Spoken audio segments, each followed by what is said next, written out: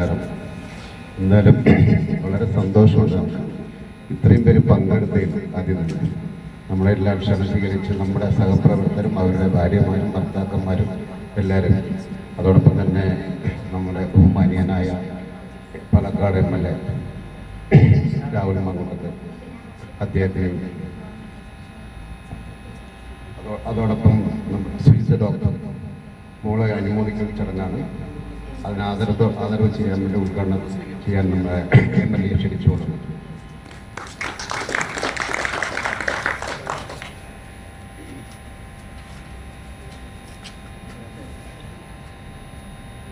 ഏറ്റവും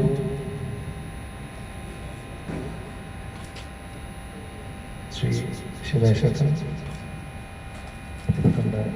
ഡോക്ടർ നമ്മുടെ ജീന, ഏറ്റവും പ്രിയപ്പെട്ട ഇന്നത്തെ ഈ സായാഹ്നത്തിൽ നമ്മൾ ഒന്നിച്ചുകൂടാൻ കാരണക്കാരിയായ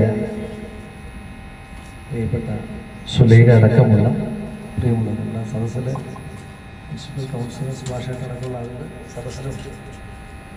സദസ്സെല്ലാവരും പ്രധാനപ്പെട്ട ആളുകളാണ്. ഓരോരുത്തരായിട്ട് പ്രത്യേകമായിട്ട് പറയുന്നത് സന്തോഷകരമായ ചടങ്ങിലാണ് നിൽക്കുന്നത്. ആദ്യത്തെ സന്തോഷം എന്ന് പറയുന്നത് സംഘാടകർ സത്യസന്ധരാണെന്നുള്ളതായിരുന്നു. സാധാരണ ഇപ്പോൾ 5:30 വന്നൊരു പരിപാടിക്ക് 7 മണിക്ക് MLA എത്തുമ്പോഴത്തേക്കും നിങ്ങളൊക്കെ ഒരു ശാപിച്ചൊരു പരിപാടിയുണ്ടാവും, ഇയാൾ ഇവിടെ പോയി കിടക്കുക എന്നൊക്കെ. വളരെ റയറായിട്ട് ഈ സംഘാടകര് എന്താണ്, ഈ സംഘാടകർക്ക് നമുക്ക് മാത്രം പറയുന്ന ചില കാര്യങ്ങളുണ്ടാകും. ചില പരിപാടിക്കൊക്കെ വിളിക്കുമ്പോൾ ഞാൻ ഈ വല്ലാതെ സമയം പാലിക്കണം എന്ന് ആഗ്രഹിക്കുന്ന ഒരാളാണ്. എല്ലാവരുടെയും സമയത്തിന് വരെ കൃത്യസമയം പാലിക്കുന്ന ഒരാളാണ്. ചില ദിവസങ്ങളിൽ പരിപാടി, ഇപ്പോൾ ശനിയാഴ്ചയൊക്കെ പരിപാടിക്ക് വിളിക്കുമ്പോൾ നമ്മൾ അവരോട് പറയും ഒന്നെങ്കിൽ ഒഴിയാൻ ശ്രമിക്കും, അതല്ലെങ്കിൽ അവരോട് പറയും നമ്മൾ ഇപ്പോൾ 10 മണി തൊട്ട് 2 മണി വരെ പരിപാടിയെങ്കിൽ ഇതിനിടയിൽ എപ്പോഴെങ്കിലും വരും. ഉദ്ഘാടനമായിട്ടൊന്നും വെക്കണമെന്നില്ല, നിങ്ങൾ ആരെങ്കിലും ഉദ്ഘാടനത്തിൽ വെച്ചോ, ഞാനൊന്ന് കയറി ഇറങ്ങി പോയിക്കോളാം എന്ന് പറയും. ഇവർ അവിടെ വെച്ച് നമ്മളോട് പറയും കുഴപ്പമില്ല, MLA തന്നെ ഉദ്ഘാടനം ചെയ്യുന്നതാണ് ഞങ്ങൾക്ക് സന്തോഷം എന്നൊക്കെ പറഞ്ഞു ഇവർ പോകും. 10 മണി തൊട്ട് നമ്മളെ വിളിച്ചു കൊടുക്കും, എവിടെ എന്നിട്ട് നമ്മളൊരു 1 മണിയൊക്കെ ആകുമ്പോഴേക്കും നമ്മൾ വാക്ക് പാലിച്ചിട്ടുണ്ട്. അപ്പോൾ ഈ പ്രസംഗിക്കാൻ വിളിക്കുന്ന ആൾ പറയും കുറച്ച് വൈകിയെങ്കിലും MLA എത്തിയിട്ടുണ്ട് എന്ന് പറയും.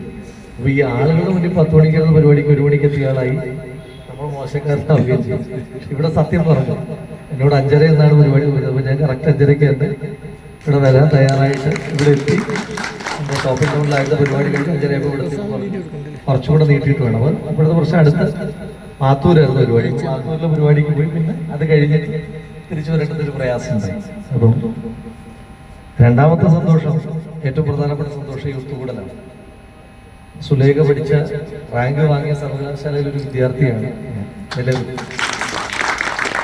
അതിൻ്റെ ഗ്രാജുവേഷൻ യൂണിവേഴ്സിറ്റി തന്നെ ചെയ്തത്. ഞാനതിനെ എപ്പോഴും ഗാന്ധി യൂണിവേഴ്സിറ്റി എന്ന് പറയുന്നത്.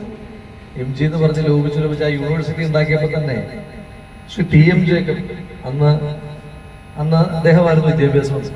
അന്ന് അദ്ദേഹം പറഞ്ഞു ഒരു കാരണവശാലും ഈ സർവകലാശാലയ്ക്ക് മഹാത്മാഗാന്ധി സർവകലാശാല എന്ന പേരിൽ ഗാന്ധി സർവകലാശാല എന്നിടാൻ പാടുമല്ലോ. അന്ന് അദ്ദേഹത്തെ എല്ലാവരും എതിർത്തു. അപ്പൊ അദ്ദേഹം എന്ന് പറഞ്ഞത് മഹാത്മാഗാന്ധി സർവകലാശാല എന്നിട്ട് ഇത് പറഞ്ഞ് MG ആകും. അതുകൊണ്ട് ഗാന്ധി സർവകലാശാല എന്നിട്ട് കഴിഞ്ഞാൽ ഇത് ചരിത്രാതീത കാലത്ത് ഗാന്ധിയുടെ പേര് അവിടെ നിലനിൽക്കുകയും ചെയ്യുന്നു. അദ്ദേഹത്തിന് ദീർഘവീക്ഷണമായിരുന്നു. ശരി, ഇപ്പൊ ആളുകൾ മഹാത്മാഗാന്ധി സർവകലാശാല എന്ന് പറയാനുള്ള ഒരു പ്രയാസം കൊണ്ടല്ല MG എന്ന് പറഞ്ഞിട്ട് ഗാന്ധി അതിൽ നിന്ന് മാറി നിൽക്കുകയാണ്. അപ്പൊ എന്ത് MG എന്ന് പെട്ടെന്ന് കത്തുകയില്ല. അപ്പൊ ഞാനതുകൊണ്ട് എപ്പോഴും എന്റെ സർവകലാശാല ഗാന്ധി സർവകലാശാല പറയുന്നത്. ഞാൻ ഒന്ന് ഈ പരിപാടിക്ക് ഇന്നലെ ആണ് എന്റെ സംഘാടകൻ പ്രിയപ്പെട്ട ഗഫൂർ കെ വക്കീലും സുരാഷേട്ടനെല്ലാം ഇവിടെ വന്നിട്ട് ഇന്നലെ ആണ് ഈ പരിപാടി പ്ലാൻ ചെയ്തതായിട്ട് പറഞ്ഞത്. അപ്പൊ ഇന്നലെ പ്ലാൻ ചെയ്ത് പറയുമ്പോഴും എനിക്ക് ഈ കമ്മിറ്റ്മെന്റിന്റെ വലിയ പ്രയാസമുള്ള ഒരാളാണ്. തുടക്കക്കാരനായതുകൊണ്ടായിരിക്കും. എങ്കിലും ഈ പറഞ്ഞ സമയത്ത് എത്തണം എന്നുള്ള നിർബന്ധമുള്ളതുകൊണ്ട് ഞാൻ ഇന്നലെ വൈകുന്നേരം നോക്കുമ്പോൾ ഒരു സ്ലോട്ട് ഒഴിവ്. അപ്പൊ അവർ പറഞ്ഞു എങ്ങനെയും വന്നാൽ മതി. പറഞ്ഞു എങ്ങനെയും വരാൻ ഒരു നിവൃത്തിയില്ലാത്തതുകൊണ്ടാണ്. തീയതി ഒന്ന് മാറ്റിയാൽ ഉറപ്പായിട്ടും വരുന്നത് സന്തോഷമാണെന്ന് പറഞ്ഞു. അപ്പൊ തന്നെ എനിക്കൊരു വലിയ അംഗീകാരമായിട്ട്, എനിക്കൊരു വലിയ സന്തോഷമായിട്ട് അവർ പറഞ്ഞു എന്നാൽ ഞങ്ങൾ ഡേറ്റ് മാറ്റാം എന്ന് പറഞ്ഞു.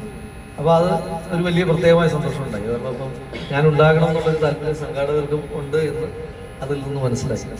പിന്നെ ഈ ബാച്ചിന്റെ പ്രത്യേകത, ഈ ബാച്ചുകൾ പഠിക്കുന്ന സമയത്ത് ഞാൻ തിരിച്ചിട്ടില്ല. പ്രായം കൂടുതലാക്കിയതല്ല.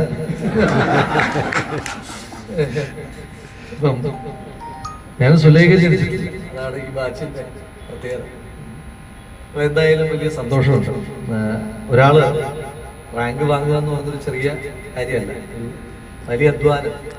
ഈ ഉറക്കമില്ലാത്ത ഒരുപാട് രാത്രികളുടെയും വിശ്രമമില്ലാത്ത ഒരുപാട് പകലുകളുടെയും ഒക്കെ ഭാഗമായിട്ടാണ് ഒരാൾ റാങ്ക് നേടുന്നത്.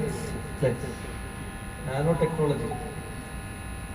ടെക്നോളജി ഇപ്പൊ ഏതാ മെയിൻ?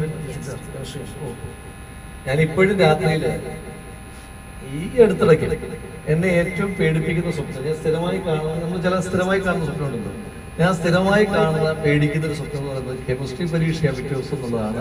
ഞാൻ ഈ ഇടയ്ക്ക് രണ്ട് +2 കെമിസ്ട്രി പരീക്ഷ. അപ്പൊ ഞാൻ ആലോചിച്ചു, ഞാൻ +2 കഴിഞ്ഞിട്ട് കുറച്ചു കാലമായി.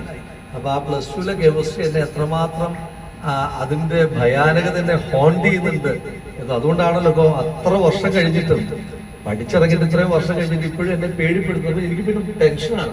സ്വപ്നത്തിൽ തന്നെ എനിക്ക് ആ ടെൻഷനിൽ അറിയാൻ പറ്റും. നാളെ കെമിസ്ട്രി പരീക്ഷയാണെന്ന് പറയുന്നതാണ് ഞാൻ കാണുന്ന ഏറ്റവും ഭീതിജനകമായ. ഇത് പിന്നെ സുലേഖ കെമിസ്ട്രി ആയതുകൊണ്ട് വെറുതെ തള്ളിയതല്ല. ഞാൻ പല വേദികളിലും പറയാറുണ്ട്, ഈ സ്കൂളുമായിട്ടൊക്കെ റിലേറ്റഡ് ആയിട്ടുള്ള പല വേദികളിലും പറയാറുണ്ട്. അപ്പൊ ഈ +2 കെമിസ്ട്രി എന്നെ കൊണ്ട് താങ്ങാൻ പറ്റാത്ത ഒരാളാണ്.